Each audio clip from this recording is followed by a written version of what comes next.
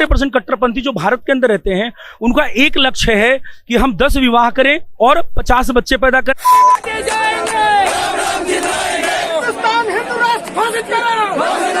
जुम्मे में नमाज पढ़ते ही पढ़ते हैं, वो नमाज वहाँ पढ़ने नहीं जाते हैं, वो उनकी मीटिंग होती है। और हमारी औरतें पागल हो रही हैं। पहले हमारा हिजड़ापन, हमारी नपुंसकता, हमारी कमजोरी भी दोषी है हिंदुओं। नमस्कार दोस्तों आज हम बात करेंगे मुस्लिम मीडिया और मोदी की। करना परेशान हो गए हम लोग। मुस्लिम की इसलिए क्योंकि हमने देखा कि मुस्लिमों के खिलाफ किस तरीके की भड़काऊ और नफरत भरी जहरीली नारेबाजी दिल्ली में की गई। मतलब आपको पाकिस्तान बेहतर लग रहा है? हमारी सब पाकिस्तान बेहतर लग रहा है आपको पता है तो जेल जाता है। और आपको पता है 47 में 15% हिंदू आबादी थी वहां पर, आज 1.5% से भी कम है, जिसका कोई वालिस नहीं है। अरे भाई मेरे बाप का हिंदुस्तान है, आपके बाप का है या नहीं ये हमें नहीं मालूम। और दिल्ली को एक बार फिर दंगों की आग में झुलसाने की कोशिश की गई। बीजेपी नेता अश्विनी उपाध्याय द्वारा जंतर मंतर पे एक सभा बुलाई गई। ये सभा कथित 5 कानूनों के पक्ष में अपनी आवाज उठाने के लिए बुलाई गई, जिसमें जनसंख्या नियंत्रण से लेकर तमाम 5 ऐसे कानून थे जिससे कहीं ना कहीं मुस्लिम समुदाय जुड़ा हुआ था।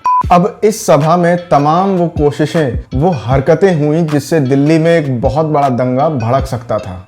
अभी एक हमारे भाई हैं, इन्होंने बोला था 35 करोड़ मुसलमान हैं, जिसमें 30 करोड़ तो जुम्मे में नमाज पढ़ते ही पढ़ते हैं, वो नमाज वहाँ पढ़ने नहीं जाते हैं, वो उनकी मीटिंग होती है।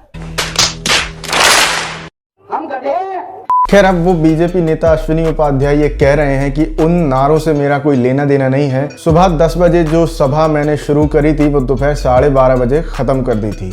लेकिन दोस्तों, इन सभी वीडियो में एक चेहरा उभर के सामने आ रहा है। भगवा कपड़ा पहने नफरत और जहर से भरा ये इंसान लगातार एक विशेष समुदाय के खिलाफ नारे लगा रहा है।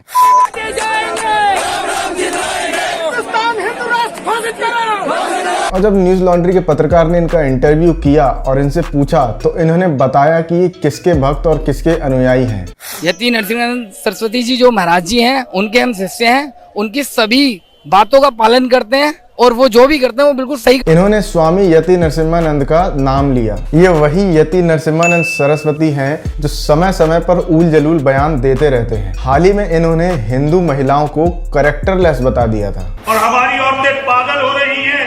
पहले हमारा हिजड़ापन, हमारी नपुंसकता, हमारी कमजोरी भी दोषी है हिंदुओं, जो अपने पेट की आग बुझाने के लिए ये धंधा करती थी।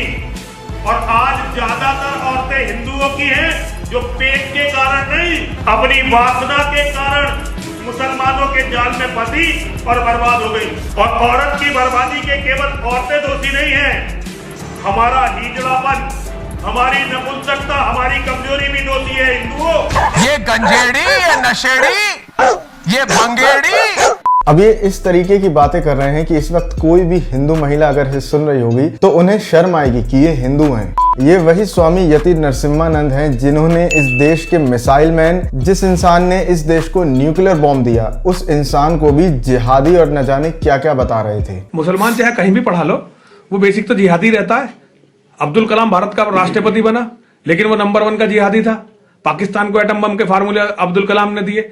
ये अफजल गुरु की जमानत, वो जो दया याचिका थी, कांग्रेस जैसी सेकुलर सरकार ने भी नहीं भेजी। सारे प्रोटोकॉल को तोड़ के केवल 48 घंटे के अंदर अफजल गुरु की मां और पत्नी से जो है और बेटे से अब्दुल कलाम ने भेंट की थी। अब्दुल कलाम ने वहां एक सेल बनाई थी राष्ट्रपति भवन में। तो देखिए, पढ़ाई का इससे कोई वो नहीं है। हिंदू भी तेरे नाम का कुत्ता पालो साले।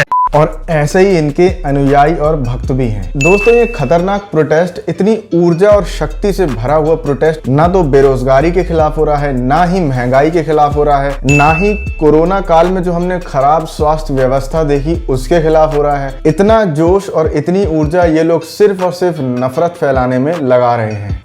ये बड़ी अच्छी बात कही आप। तो दोस्तों दूसरे नंबर पे मीडिया की बात ये करनी है कि मीडिया का इस देश में हाल क्या है हम सभी जानते हैं। 142वें नंबर की भारतीय मीडिया या फिर ये कहें गोदी मीडिया से हटके जो लोग इंडिपेंडेंट पत्रकारिता यूट्यूब पे या अन्य जगहों पे करते हैं उनको भी नहीं छोड़ा जा रहा है। नेशनल दस्तक के पत्रकार को भी इन लोगों ने पकड़ लिया और जबरन उससे जय श्री राम के नारे लगाने की बात कही। बोल देते जय श्री राम, क्यों नहीं बोला आपने जय श्री राम? और क्या होगा ज्यादा से ज्यादा, ये लोग मार देंगे, पीट देंगे, 10-12 दिन हॉस्पिटल में रहूंगा, या बहुत ज्यादा मार देंगे तो 5-6 महीने हॉस्पिटल में रहूंगा।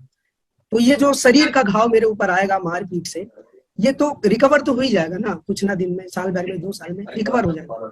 लेकिन अगर मैंने कॉम्प्रोमाइज कर लिया मैम इसमें, तो ये जो घाव मेरे उसूलों पे पड़ेगा, मेरी आत्मा पे जो चोट पड़ेगी, वो शायद मैं पूरी लाइफ ना उससे रिकवर कर पाऊंगा और मैं हर रात सोने से पहले वो चीज मुझे बेचैन कर। दोस्तों अब बात करते हैं मोदी जी की। टोक्यो ओलंपिक में सभी वो भारत के खिलाड़ी जिन्होंने भारत का नाम रोशन किया, मेडल जीता, और जिन्होंने मेडल नहीं भी जीता और अच्छा प्रदर्शन किया, वो अब लगभग सभी खिलाड़ी भारत लौट चुके हैं। और इन सभी खिलाड़ी के सम्मान में भारत सरकार ने प्रोग्राम आयोजित किए और इस सम्मान समारोह में जो बैनर लगाए गए उसमें खिलाड़ियों से बड़ी तस्वीर तो मोदी जी की थी। मुझे क्रेडिट नहीं चाहिए। अब मुझे नहीं लगता कि यूएसए जिसने सबसे ज्यादा मेडल जीते या चाइना जिसने दूसरे नंबर पे सबसे ज्यादा मेडल जीते, वहां की सरकारों ने जब अपने खिलाड़ियों को फेलिसिटेट किया होगा तो वहां के नेताओं ने भी इतनी बड़ी बड़ी तस्वीरें छपवाई होंगी और विज्ञापन पे करोड़ों रुपए बर्बाद किया होगा।